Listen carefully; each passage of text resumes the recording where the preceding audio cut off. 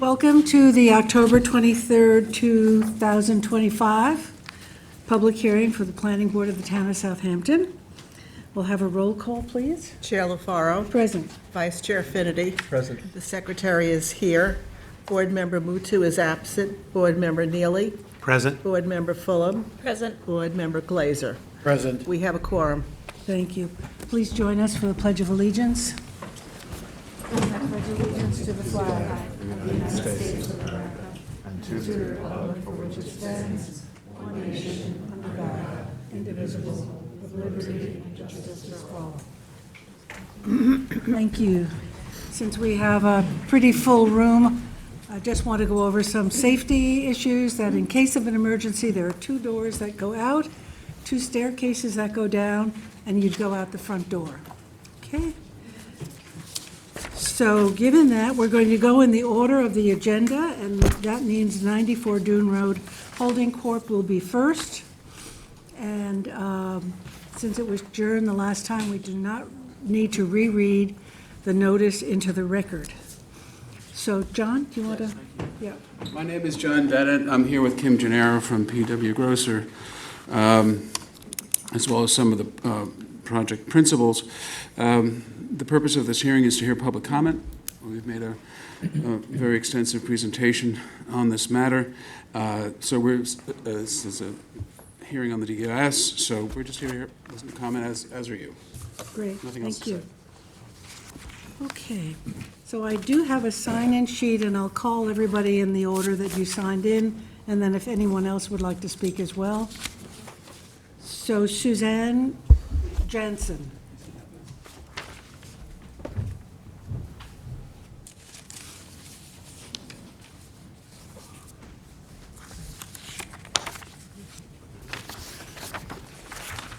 Dear members of the Town Planning Board, as homeowners in East Quogue at 101 Erie Way, my husband and I do not support the application under your consideration for a 25-unit conversion at the current site of Docker's Restaurant on 94 Dune Road.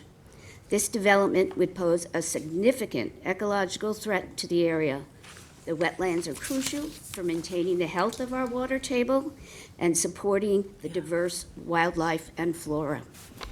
Furthermore, the density in this development would exacerbate existing challenges on Dune Road, which is already susceptible to increasing storms and rising sea levels. The site can accommodate only 1, at most 2 homes, not a 25-unit condominium with parking for 45 or more individuals, as well as pool, tennis court, and septic system. As members of Southampton's Planning Board, we rely on your commitment to enhancing the ecological and environmental well-being of our community. Therefore, we urge you to exercise your judgment and vote against this proposal. Thank you for allowing me to speak. Thank you. Gregory Kalnitsky. Good evening. My name is Greg Kalnitsky. I'm with Fercelli Deegan Tirana, 333 Earl Ovington Boulevard, Uniondale, New York. And I represent John Katzimatidis, who lives across the street from 94 Dune Road. I will be joined today by my colleague Andrew Millspaugh, Vice President of Sterling Engineering. He's from out of town, around the Albany area, and severely underestimated the power of Long Island traffic, but he should be joining us shortly. He's generated a full comment letter for the board's review. I've supplied a copy to Mr. Trezza. I have an additional copy here, and when he arrives, he will be giving copies to the board. Should I? Great. Do you have a copy? I have one. That's all. Thank you. Okay. So, you're welcome.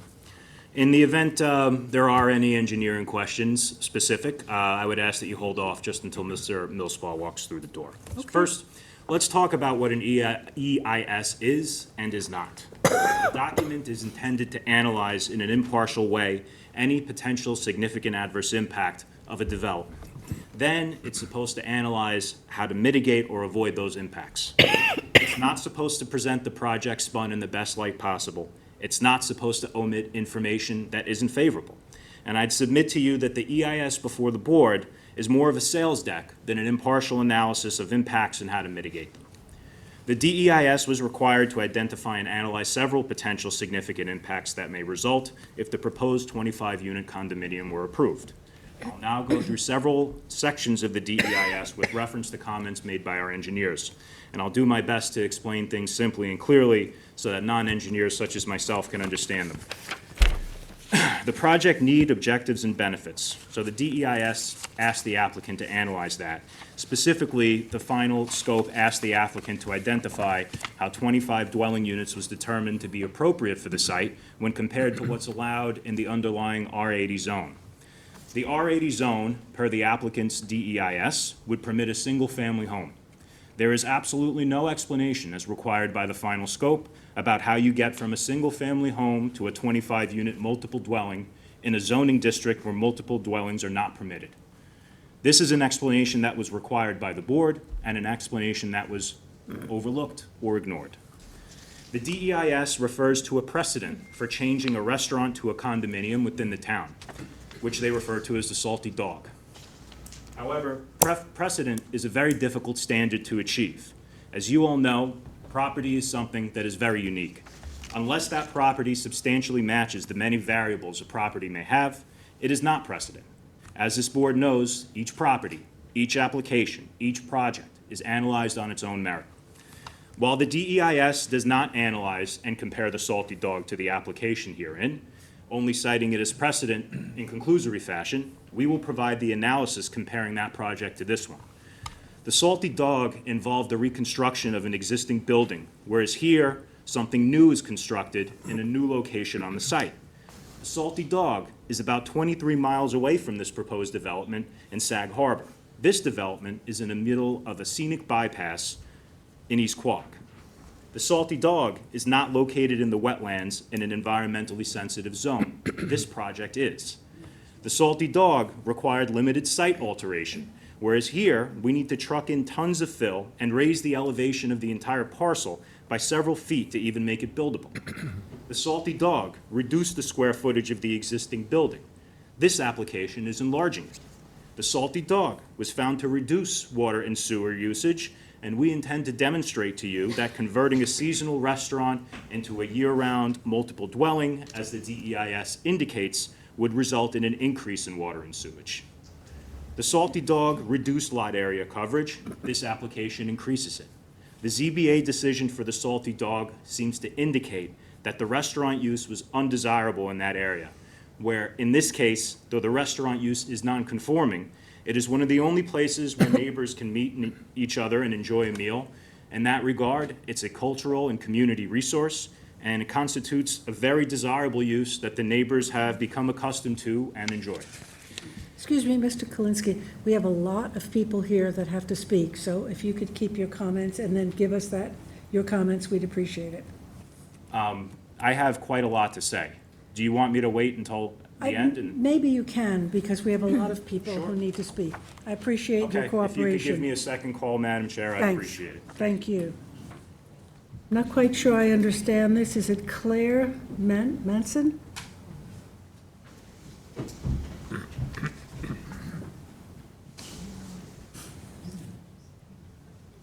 Is it Claire? It's Karen. Karen, okay. My Thank name is you. Karen Manson. I'm a longtime resident in Quogue. 23 Wood Edge Trail. I'm not as prolific a speaker as the previous one. I just wanted to say that I am very concerned and very interested in the ecological development of our neighborhood and environmental concerns, and I'm particularly troubled about the impact of such a large development as proposed on the Docker site on the wetlands and consequently the bird life and the fish, and also the resulting, well, Dune Road has a very severe flooding problem as it is, and I think that such a large construction will only increase the problems that we have in driving in that area going forward. So I just want to thank you for your time and let you know my thoughts, that I'm opposed to the current project development. Thank you very much. Yolande Hadlock? Hi, no, Yeah. I'm just I following. was speaking for her also. I'm Okay, sorry. so that's great, thank you. Richard Sussman?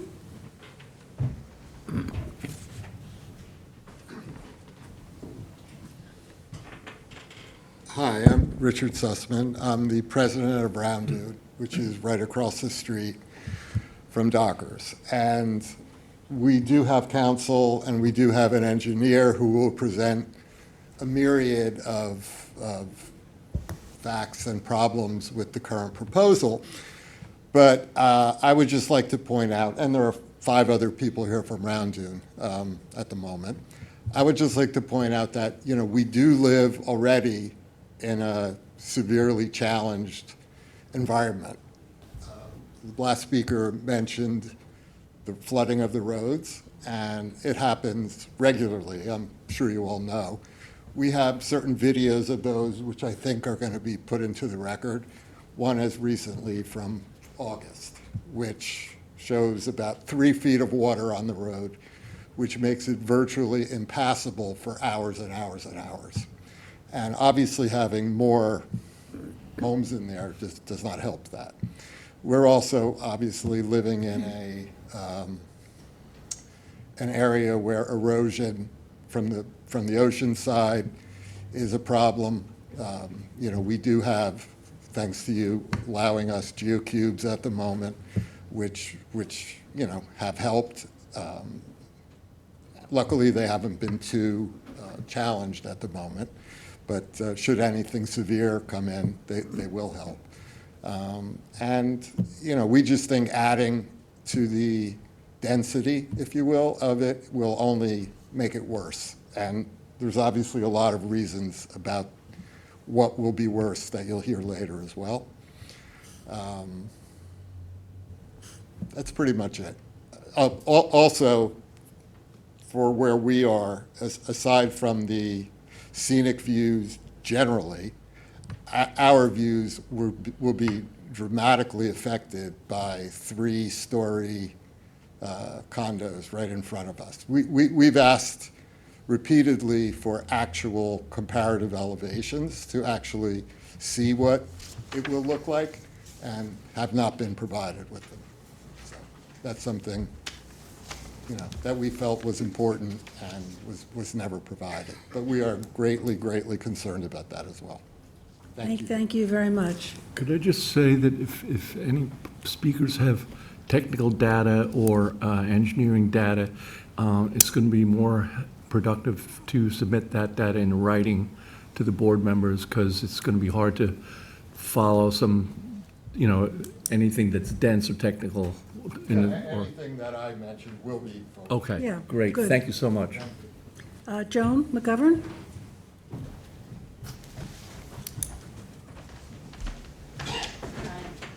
Good evening, Joan McGivern from Toomey Latham. We represent Round Dune and its 76 unit owners. Round Dune, together with Mr. Kalnitsky's client, retained Andrews Millsborough of Sterling Engineering, which he kindly provided a report with, and when our engineer gets here, we'll present it further. But I want to defer my time to Greg, who was prepared to present in summary form the engineer's comments.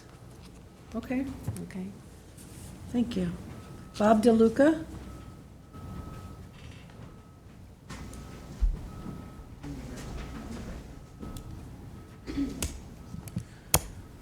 Good evening, Madam Chair, members of the Planning Board. My name is Bob DeLuca, and I serve as president of Group for the East End. For the record, Group for the East End is a professional environmental organization representing the conservation and community planning concerns of several thousand member households across the 5 East End towns since 1972. And we presently have more members from Southampton town than any other East End community.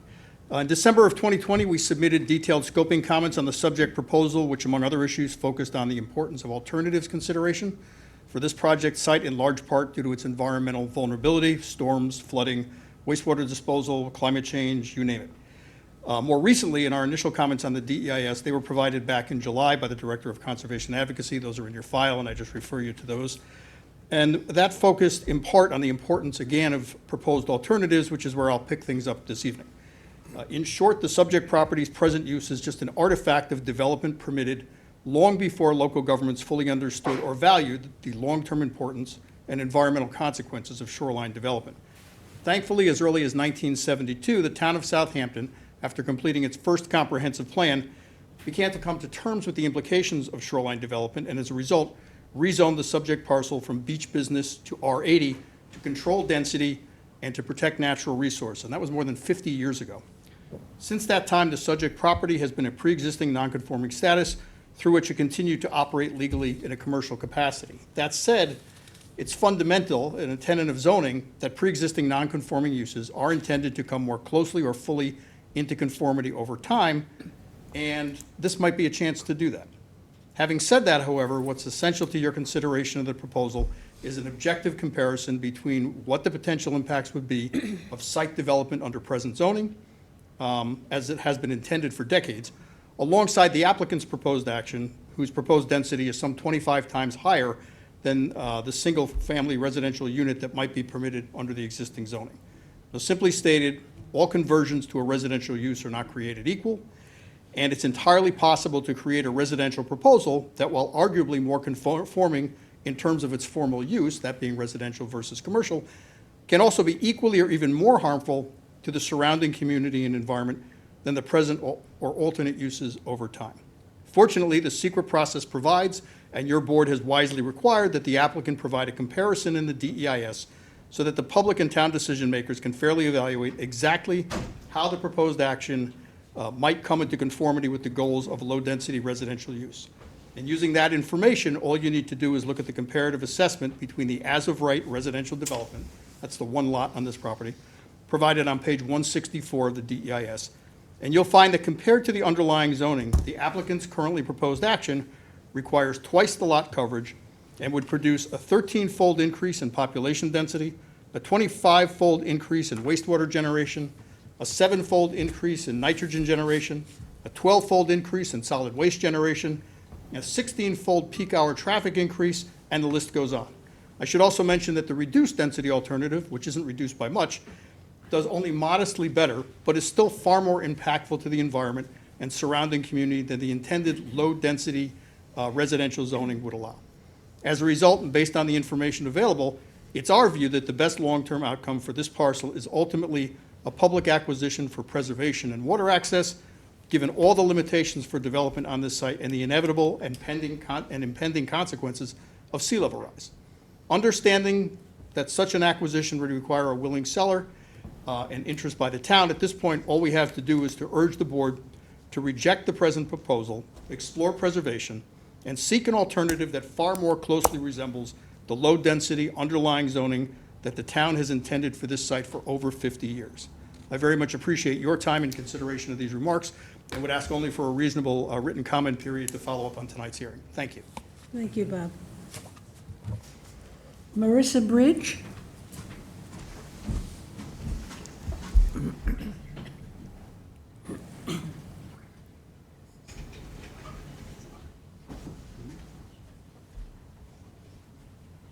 Good evening. My name is Marissa Bridge. I'm the president of the East Quogue Civic Association and the Beautification Committee. I live at 5 Weezuck Avenue in East Quogue.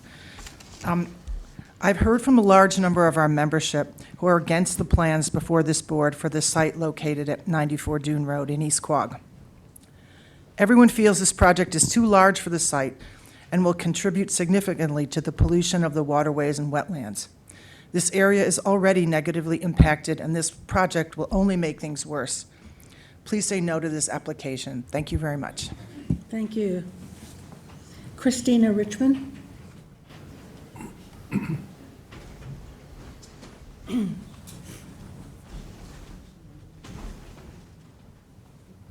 Hi, my name is Christina Richmond. I'm a resident of Quogue at 19 Post Lane. And I'm just speaking from a standpoint of being a mother, raising kids in the area, and recently volunteering to rescue wildlife. And I'm extremely concerned about the construction site, the traffic it's going to bring, the wildlife. I would often drive my children down there to show them the beauty of nature, and to take them down there and to look up at a building, we might as well be back in New York City. The flooding is incredible over the years. You don't drive through, you turn around, roads are closed. I don't think tenants coming in would be very pleased to know that that's what they bought into. And honestly, to have to rescue more animals because they have nowhere to go, their homes are taken away from the trucks coming in, the dunes being disrupted because trucks happen to go over on that side of the road. I think it's very disruptive and unnecessary. We have enough building here. We need to keep nature where it belongs. We need to learn to live like this. We have enough built, enough big homes, enough fences around our yards. We need to preserve what we have and really take advantage of it, look at it and appreciate it. It's not being appreciated. It's being looked at monetarily. What can we get for this? We need to stop doing that, and I think we can do it, starting here. Thank you. Thank you. Elizabeth Crowley? My comments have already been covered by the previous. Thank you, I appreciate that. Deborah Diston.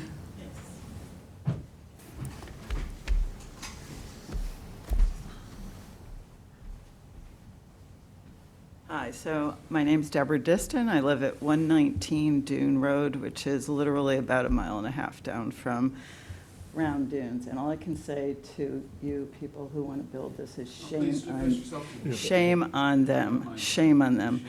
I have lived, my family has lived here for such a long time. I've kayaked hundreds and hundreds of times from our dock down to Dockers, from across the Shinnecock Bay to Dockers.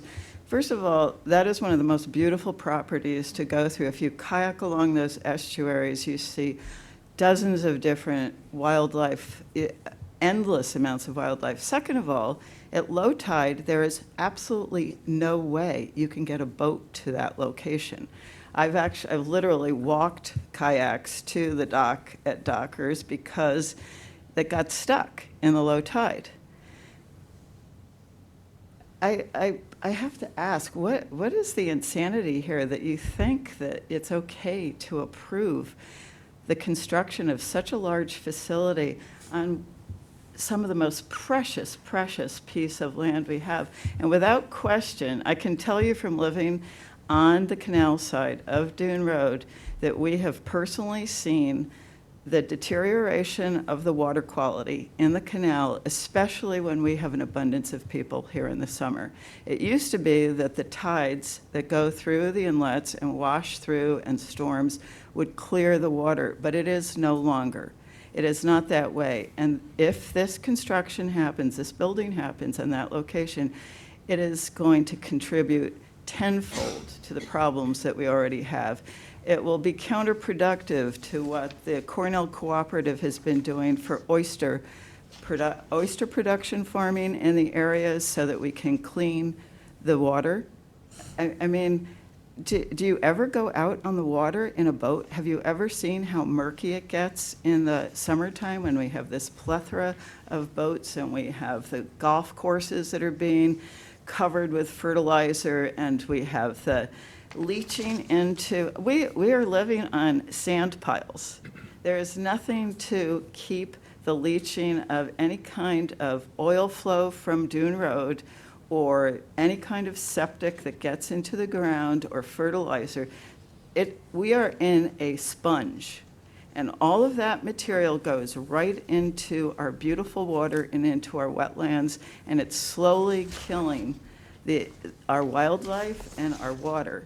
I ask that you stop this insanity of this incredibly selfish group of people that clearly this only has monetary value to them.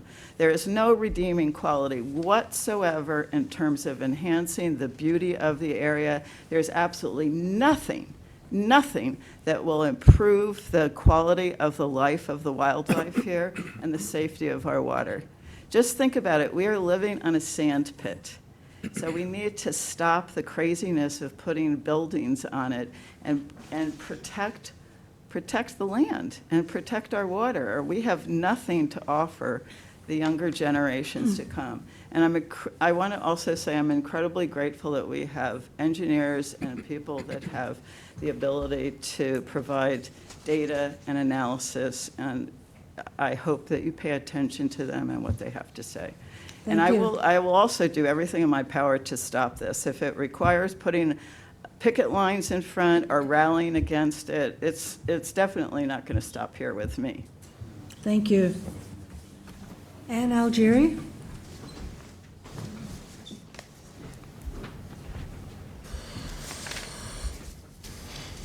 Ann Algieri from East Quogue. I do sit on the Town Conservation Board, but I am not speaking for the board.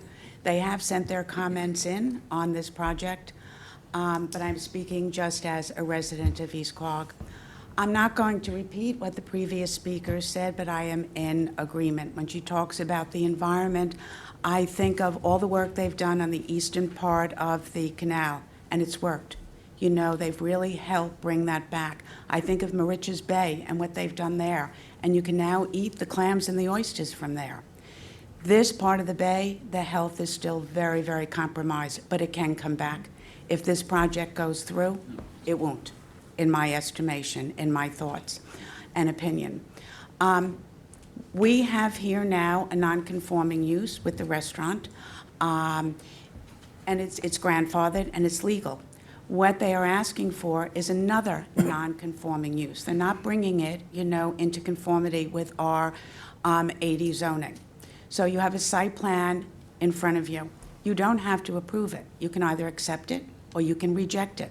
So why would you bring a plan that is even more non-conforming than the one that is there now? That I don't understand.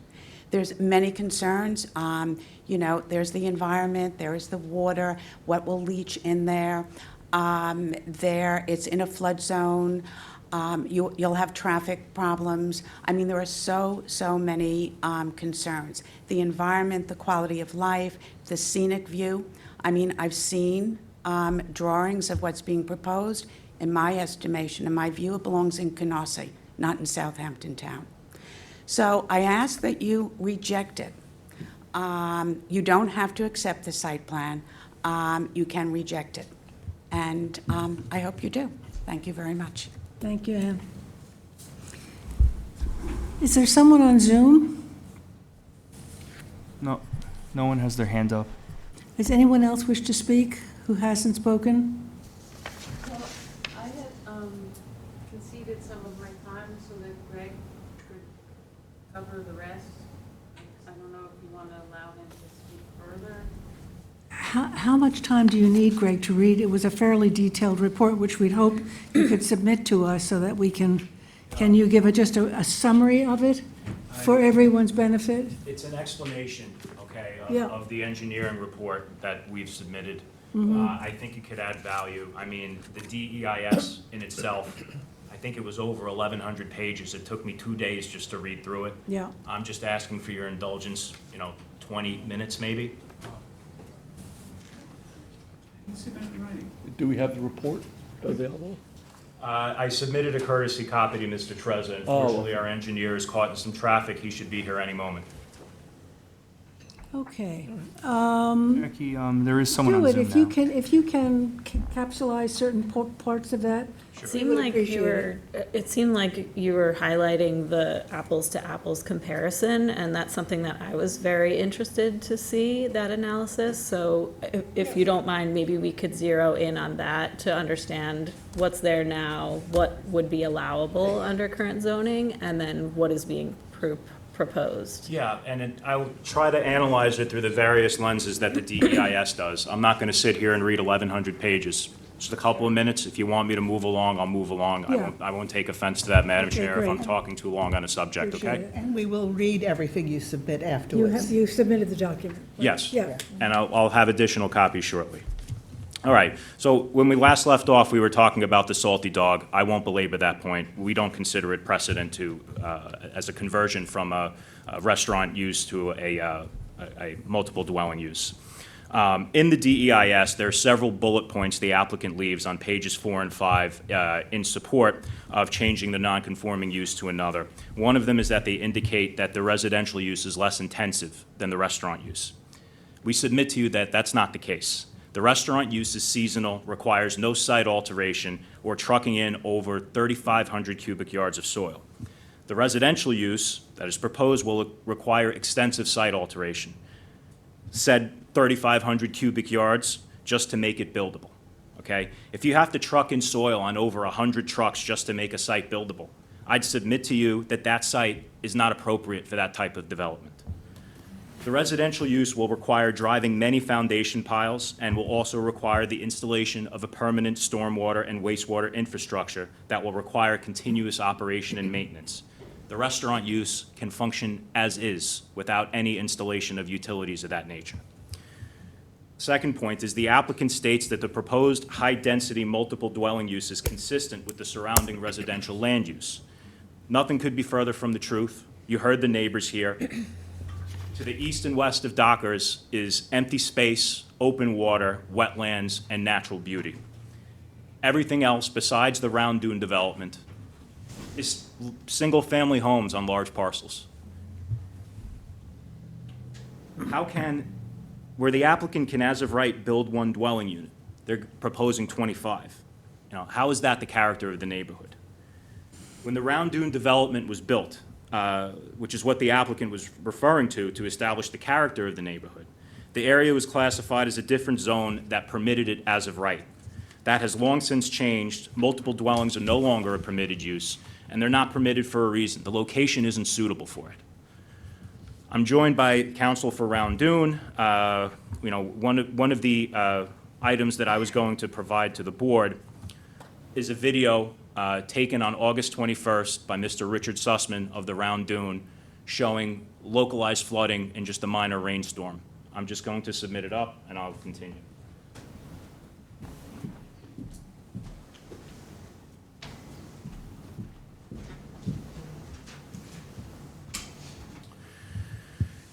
Reference to a single pre-existing non-conforming use as indicative of the predominant surrounding land use is just inappropriate. I may be able to accept that characterization of the neighborhood if there was like a row of multiple dwellings or many multiple dwellings, but there is only one. And that one building has significant issues in maintaining because of its location, which you've heard about, which include geocubes, erosion, wind, and so forth. The DEIS's comparison of their proposed project density as being less dense than the Round Dune is flawed. Putting aside the fact that it's a pre-existing non-conforming use, the Town of Southampton Master Plan indicates that the maximum density should not exceed 1.4 persons per developable acre. Further acknowledges that many areas already exceed that density, which would mean that the future population density should be even lower. The target in the master plan is 0.7 persons per acre for suburban and beach residence areas, which is what 94 Dune Road is. What's the applicant proposing here? It's 18 people per acre. That's 25 times the target density of the master plan. The DEIS attempts to compare the applicant's proposed development to the requirements of the MF 44 zoning district because it's the only zoning district that permits multiple dwellings. As a preliminary matter, that zoning district is tiny. There are about 4 developments that it applies to, which indicates that you could only get that zone in a change of zone application before the town board. The first is Spionk Commons Apartment Complex, a transit-oriented development near the train station in Spionk. The other is Heatherwood Communities on Montauk Highway, located close to Highway 27. Southampton Commons at Hubbard Lane, also in close proximity to Highway 27. And Meacock's Landing on Bay Avenue, also close to Highway 27. None of those developments are in environmentally sensitive locations, on scenic bypasses, or on barrier islands. Rather, they're located next to significant highways or railroad stations, which is where multiple dwellings are appropriately located. They shouldn't be in the middle of a protected scenic bypass on a barrier island smack in the middle of the wetlands. The MF 44 requires 11,000 square feet per dwelling unit for multiple dwellings. The applicant proposes 25 units, but the MF 44 would only permit 13. That's assuming they meet the lot size requirements, which they wouldn't. there's no explanation as to why the applicant would seek to have the double the amount of density than the most density permissive zone in the town. The change of one non-conforming use to another is something akin to a change of use. I typically represent developers, and what we always tell them when they get the change of use is don't come back and ask for variances. You're already given a gift. Try to keep it as close to the code as possible. Here, we see essentially a change of zone, but one that's about double the density that would otherwise be permitted on that zone, which would also require area variances for dimensional limitations and lot limitations as well. The applicant asserts that the residential use is consistent with Suffolk County Planning Commission's Smart Communities through Smart Growth Plan. They repeatedly cite provisions of that plan that state there's a need to cite multifamily residential uses near community services and transit to limit dependence on automobiles for the higher population that would live in those buildings. This is exactly what the proposed development before you doesn't do. The site is nowhere near community services and nowhere near transit. It sits on a barrier island on a scenic bypass that's only accessible by bridge, which I am informed is under repair and has weight restrictions, and I'm referring to the Ponquag Bridge. The area is also characterized by seasonal uses, residential and commercial. Dockers is a seasonal use. The applicant proposes here a full-time year-round use in this seasonal area as indicated in their DEIS. Citing a year-round high-density residential use in a seasonal use area with very limited community services and access to transit is not consistent with that plan. Moreover, the plan encourages new developments to utilize existing infrastructure to support the developments. This development doesn't do that. It needs installation and maintenance of a sewage treatment plant, demolishing and replacing the existing water service, and installing a new service connection. Furthermore, the sewage treatment plant that they propose to install will require a continuous power source, or a power failure may result in a sewage backup that could devastate the area. To mitigate against that risk, the applicant needs some type of a generator, or as they describe in their DEIS, battery energy storage, BESS. BESS, as you probably know, stands for battery energy storage, like the BESS at Cove Hollow Road in East Hampton that went up in flames a couple of years ago. The DEIS does not discuss the type of BESS that will be required by the development. It does not explore consistency with the recently enacted town code regulating BESS, nor does it provide any specifications of the proposed BESS. In fact, if the applicant is proposing a BESS, the newly enacted town code restricts BESS in residential zones even if they are a Tier 1 battery, which is defined as 600 kilowatt hours or less. Thus, the installation of a BESS may require a use variance, which I do not believe the applicant would qualify for. The applicant should be required to fully detail the BESS specifications and analyze consistency with the town code. The next bullet point in the DEIS provides a description of tidal wetlands and natural upland communities with no supporting information on how 25 dwelling units were determined to be appropriate. The bullet point after that discusses impervious lot coverage, also with no supporting information on how a 25-unit density was determined to be appropriate. And the board should know that the DEIS repeatedly misrepresents that gravel roads and driveways are pervious and will reduce impervious surfaces on the sites. However, the New York State DEC considers gravel roads and parking areas to be impervious.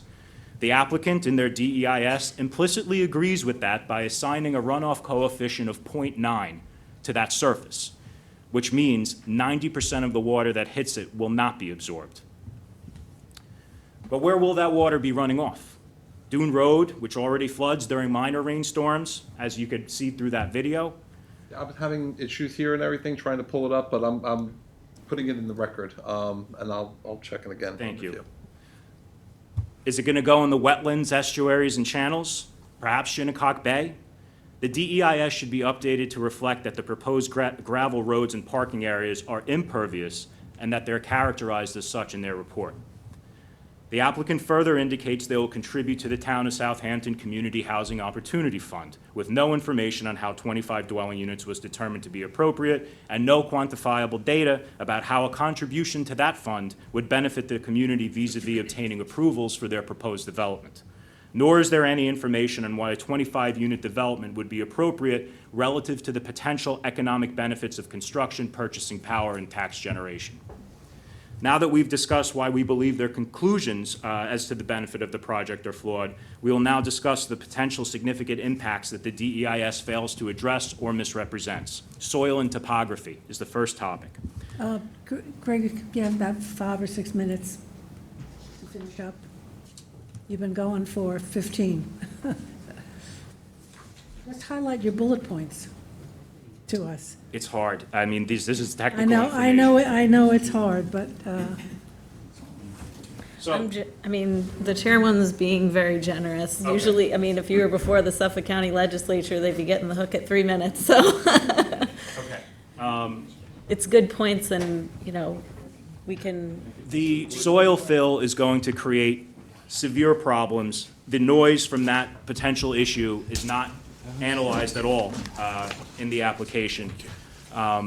They're going to be required to install an unknown number of timber piles struck down to a depth of 32 to 42 feet. We don't know how many piles, how they're being driven, or the effect of the vibration on the neighborhood.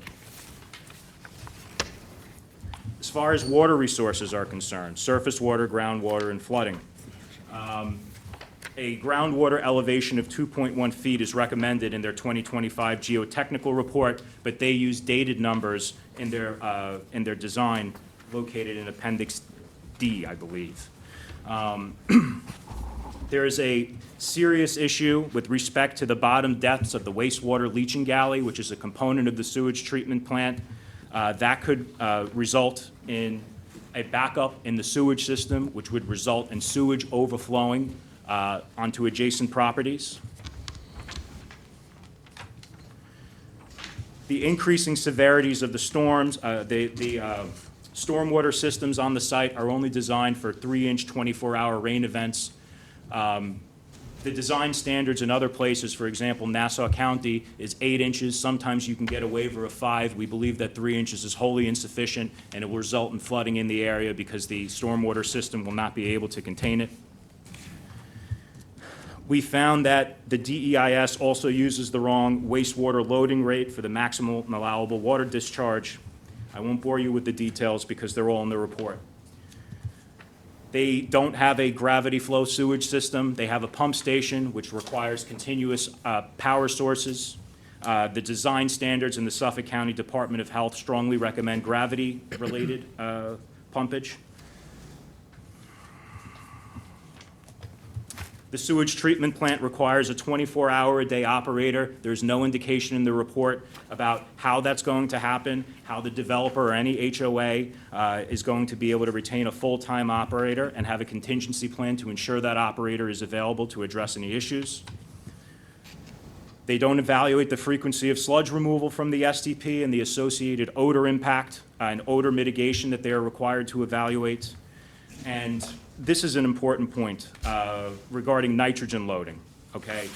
The long and the short of it, and if you take anything out of my presentation, I hope that it's this, is that they estimate a seasonal, they don't take into account that Dockers is a seasonal use. Based on the numbers gathered by our engineers, the high-level conclusion is, with the STP and the year-round multiple dwelling use, it will result in significantly more nitrogen loading in the area than is currently the case with the cesspool. The details and calculations are detailed in the engineer's report.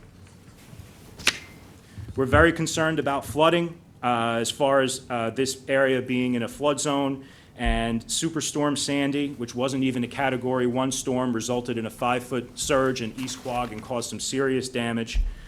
We think that the applicant should need to take a heavy look, because if you hit a Category 4 storm surge, it will cause a significant impact to the structure and imperil life and safety.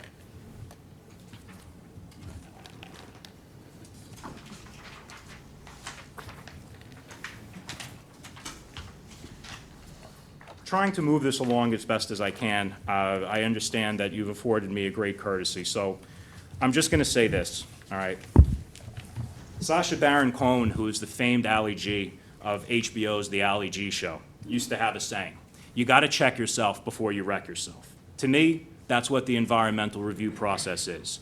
And I'll add to Ali G's saying that if you don't do the checking, prepare for a wrecking. We've identified a plethora of material, all discussed in Sterling Engineering's report, that hasn't been sufficiently analyzed or analyzed at all. We've identified real, serious impacts that may result if this project were to be approved that could threaten public health and public safety. Let's not wreck the beautiful and desirable, quaint community of East Quogue. Let's not scar the scenic bypass along Dune Road. Let's not take away an important community resource with public access to the waterfront, which is contradicted by every single applicable government policy. I think it's beyond the shadow of a doubt that the DEIS submitted by the applicants is grossly insufficient, and I think it's crystal clear if you read over our engineer's comments that the DEIS, as submitted, is wholly inadequate, such that this board cannot accept it as final and adopt findings on it. But there's something that the board does have sufficient information for between the DEIS and Sterling Engineering's report. You can come to the final conclusion that this site is not suitable for the type of development that is proposed. We ask you to make that finding because it is the only finding that makes sense under the circumstances. Thank you for the time and your indulgence. Thank you. Do you have that report in digital format? Yes, I will. Can you send it to Anthony and he'll distribute it to us? I'll forward it to him right away. Yeah, that would be great. Thank you very much for such a thorough report. Sterling Engineering, who has the report. Yeah, and may I make a couple? Just a couple of comments, and thank you for persevering the traffic.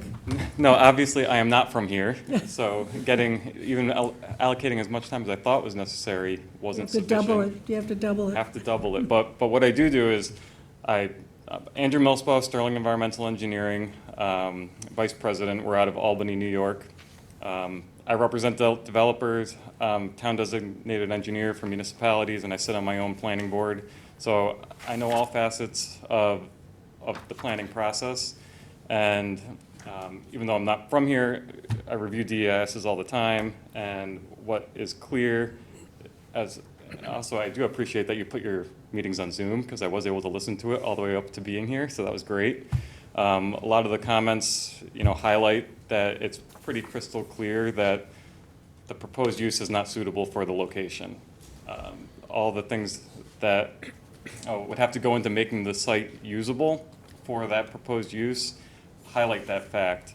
And the two things I want to point out, just in addition to everything else that was said today, is one big data gap in the DIS in terms of applicable plans and guiding documents is the Superstorm Sandy review report.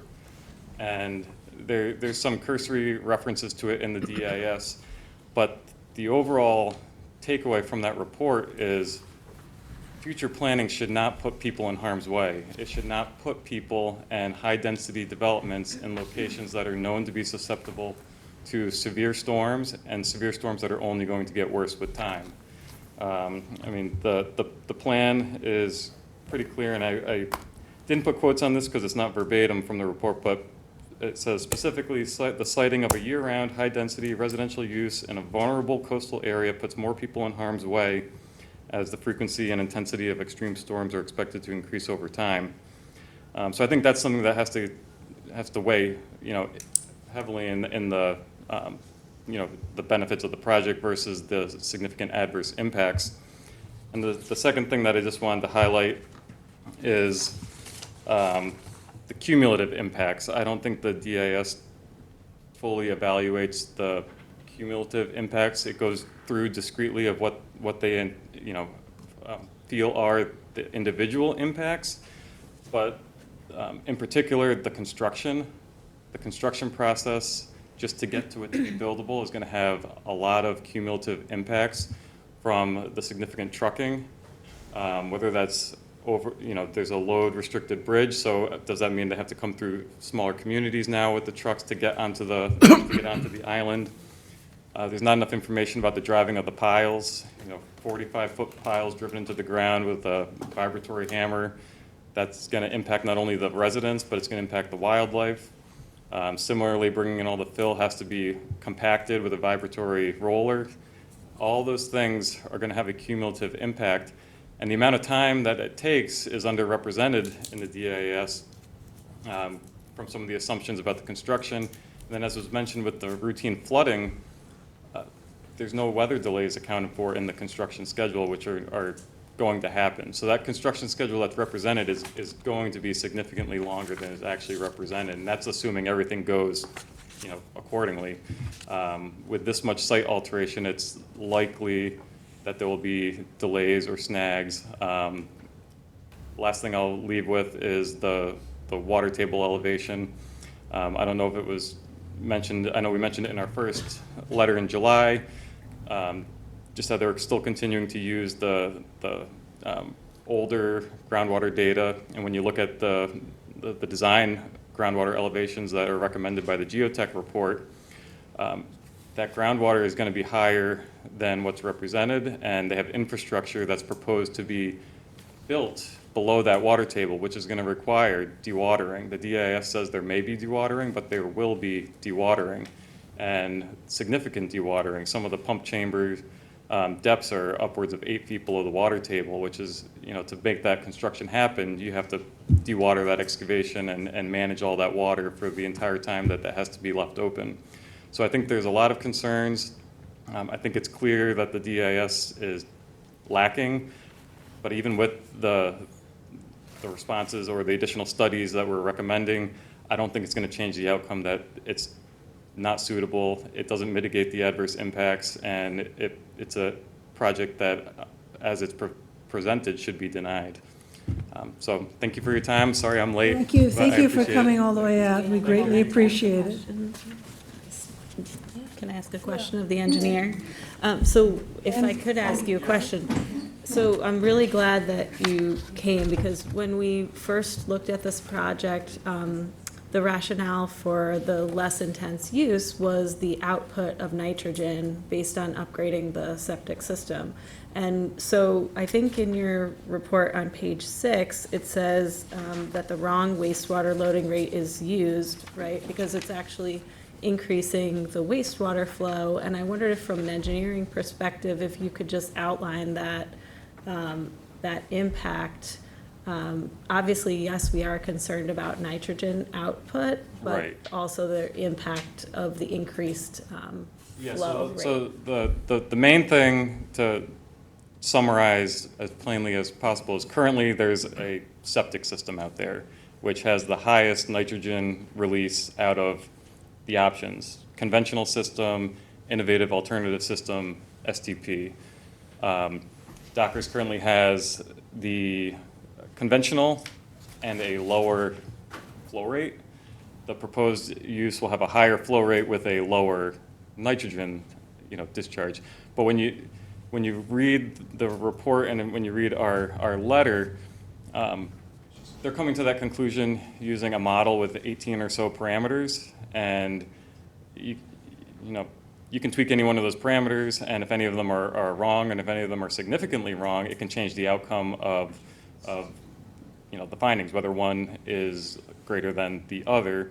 And the couple things in there: one, they overestimate the flow out of Dockers using tabulated values, like a restaurant per seat will have this much discharge. A tennis court, which it doesn't have anymore, I don't believe it's a parking lot, has this many gallons per day of discharge.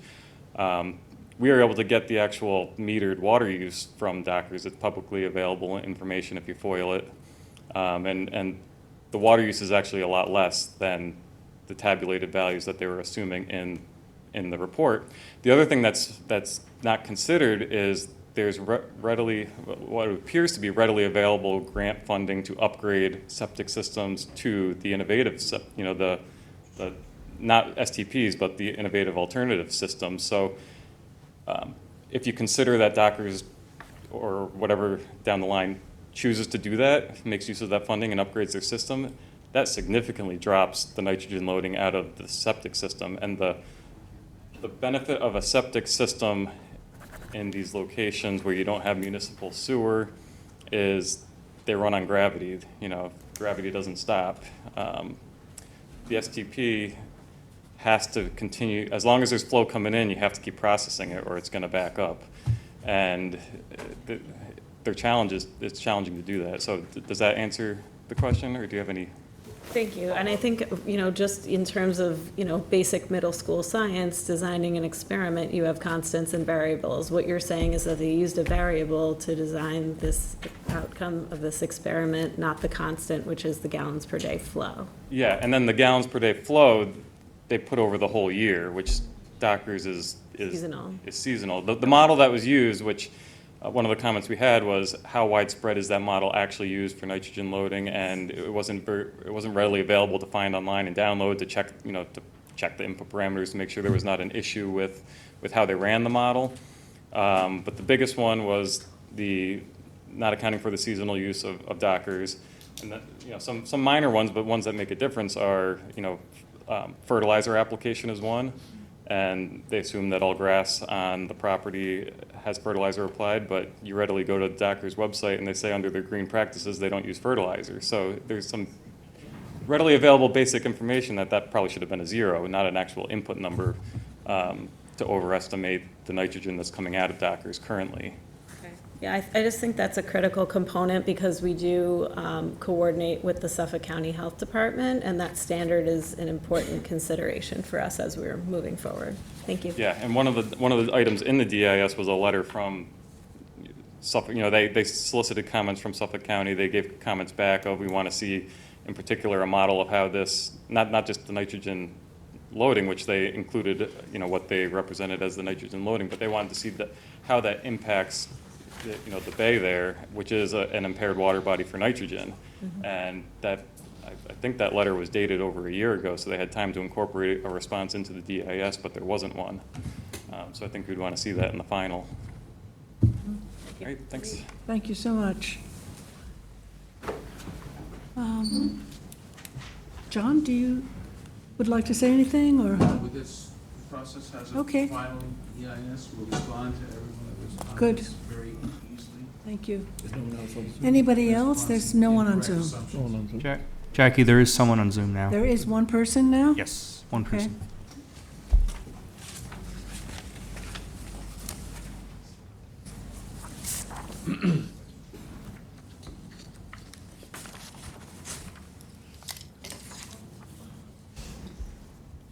Alicia Whitaker.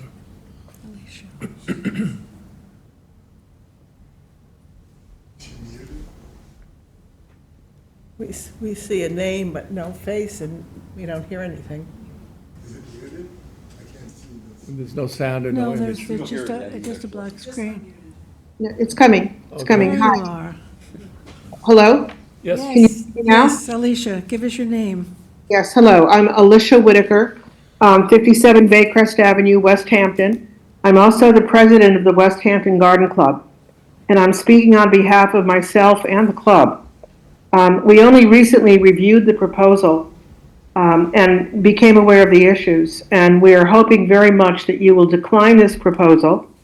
We think that there's incredible damage that may be done to the local ecosystem, the water table, the quality of the water in the canal and in the bay, the danger to wildlife and to people if a program, if a development of this density is allowed to be on this site, from our point of view, would be a disaster. We are citizen scientists and gardeners. We're not engineers.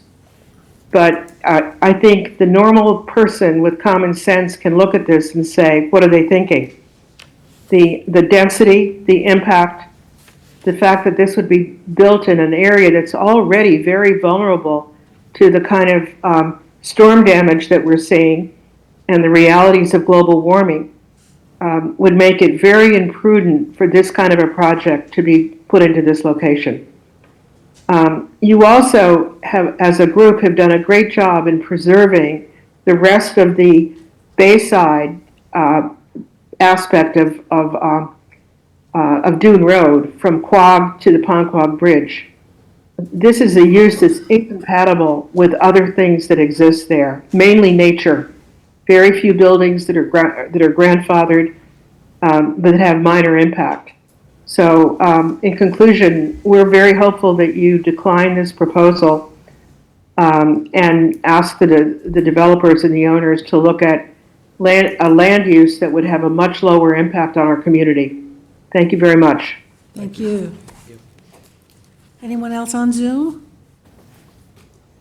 No one else. No one? Anyone else want to speak before we close this? Well, not close it. We're going to keep it open for 30 days, written comment period. So please send in. We got many emails from you all, but you can continue to send what you need to say. Jackie, someone else just raised their hand. I'm sorry. Okay, so we have one more Zoom. That's right. They're coming on now.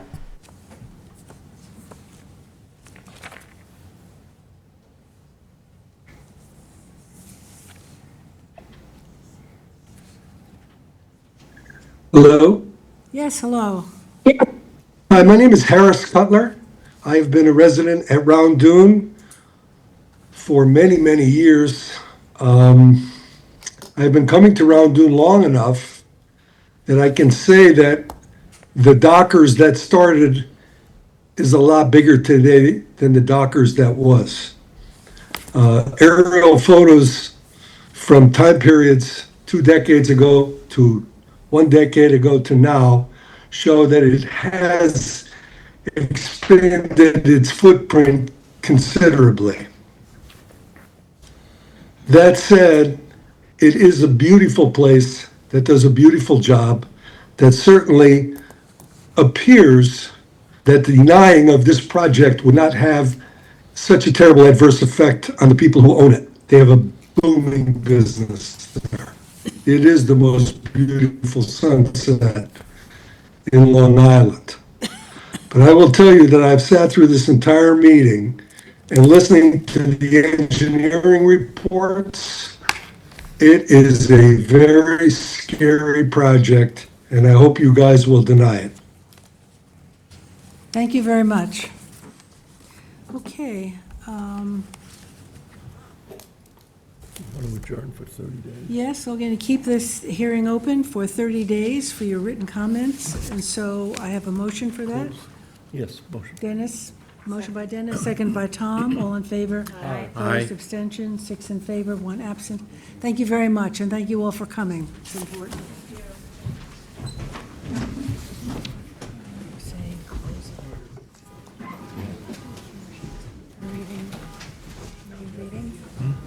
I know she turned her mic off. I'm reading first. Oh, you are. Yes. Hey, you certainly can. I was going to ask you, Sterling. Mr. Sterling, what's his name, the engineer? I can't open my emails from this phone, so. Yeah. Give these extras. You have my email address? Andrew. Kristen?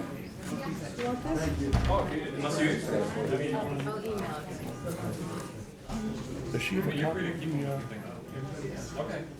the engineer? Yeah, we have it, yeah. But this, for the record? Yes. We have a whole ton. Anthony, did you get a copy of the engineer report? Okay. We're moving on to item number 2, 173 Norris subdivision.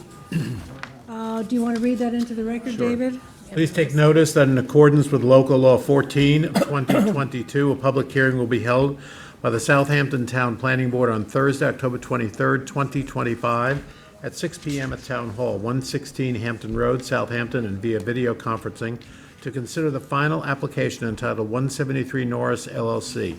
The application consists of a standard plan with 2 lots, with proposed Lot 1 containing 82,229 square feet and proposed Lot 2 containing 40,000 square feet, with both lots having frontage on Norris Lane in the R20 zoning district situated in the archaeological sensitive area located at 173 Norris Lane, Hamlet of Bridgehampton, Suffolk County Tax Map Number 900-71-2-17.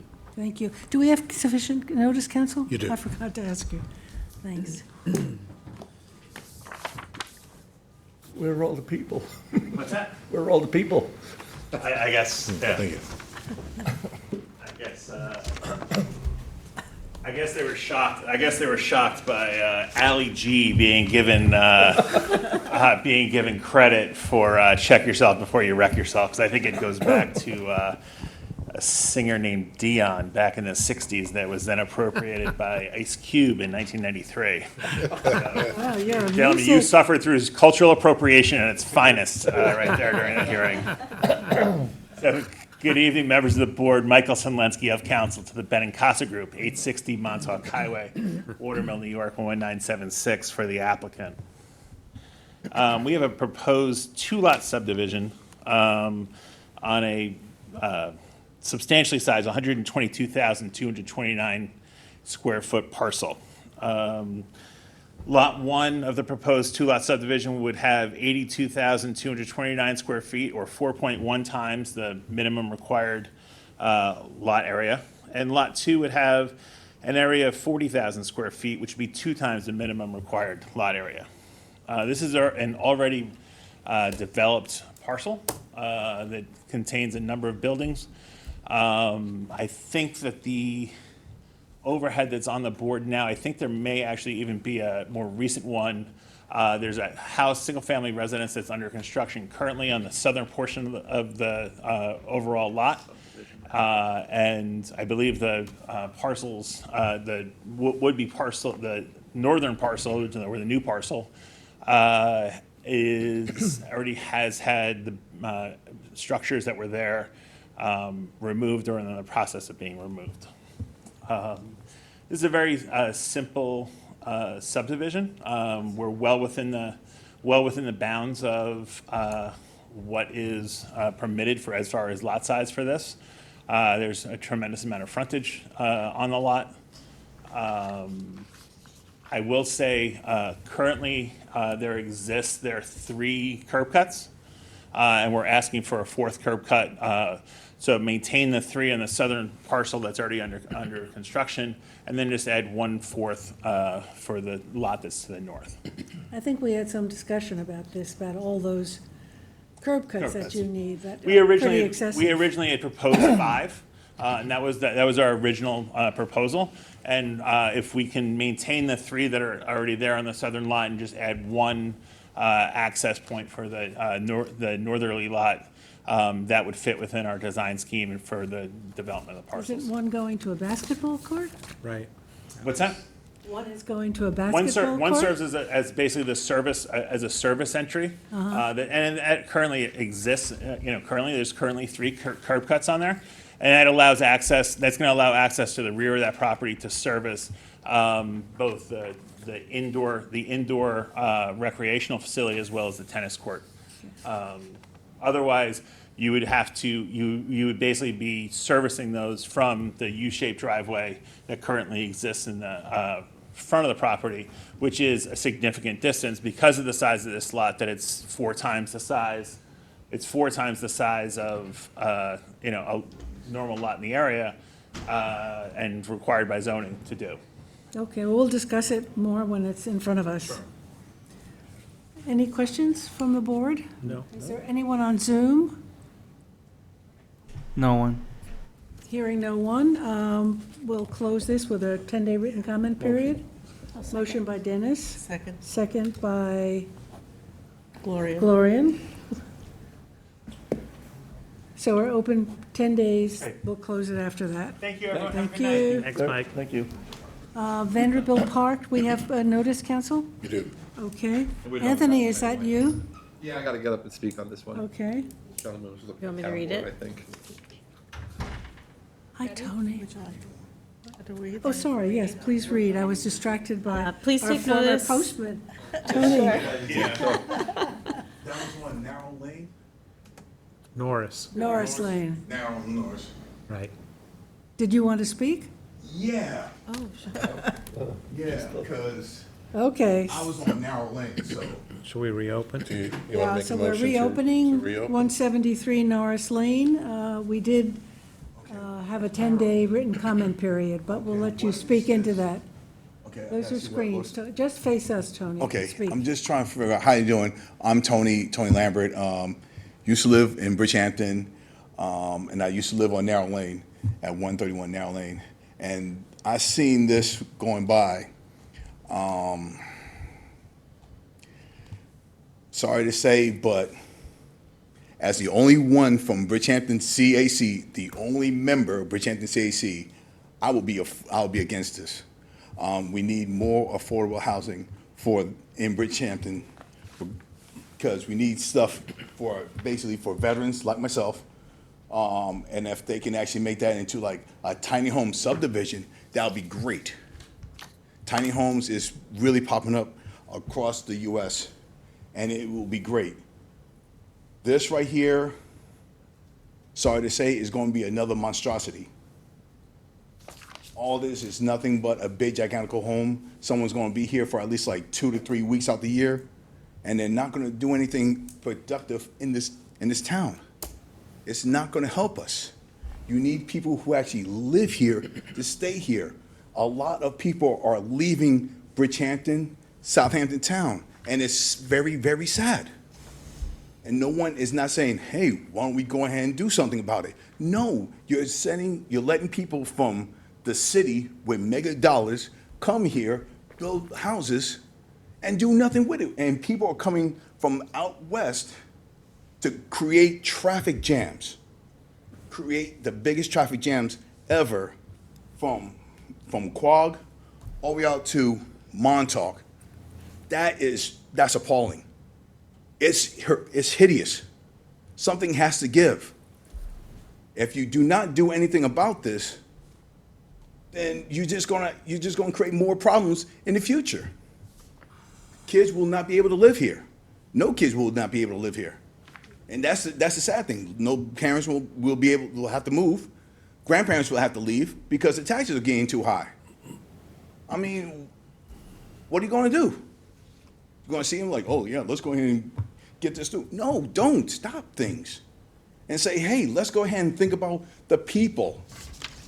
That's what I got to say. We hear you, Tony. Thank you.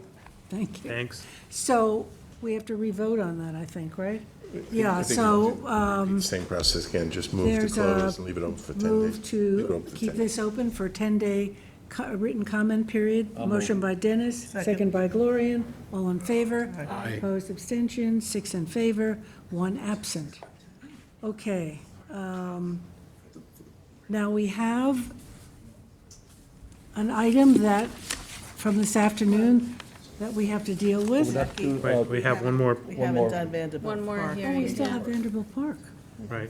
Oh, I was about to go into that. Is there sufficient notice, council? Yes. Okay. Please, Kate.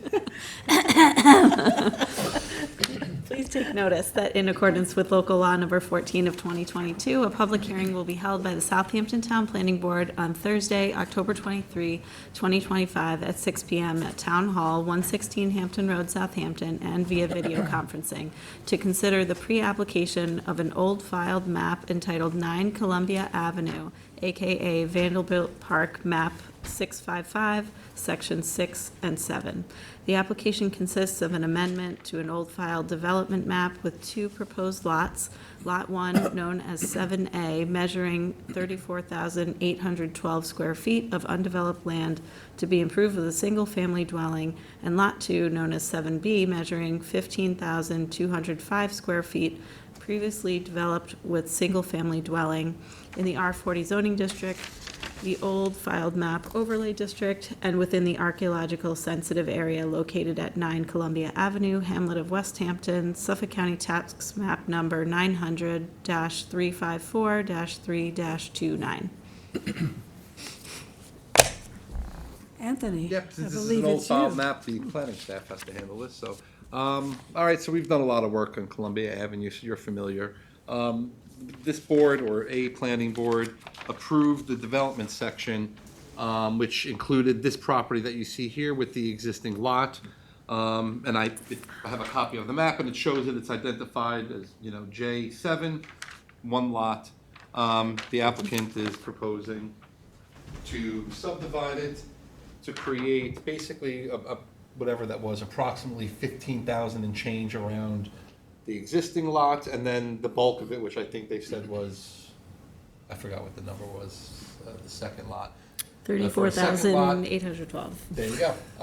And so that's what they're doing. This is going to require, obviously, bringing in development rights to make the second lot buildable.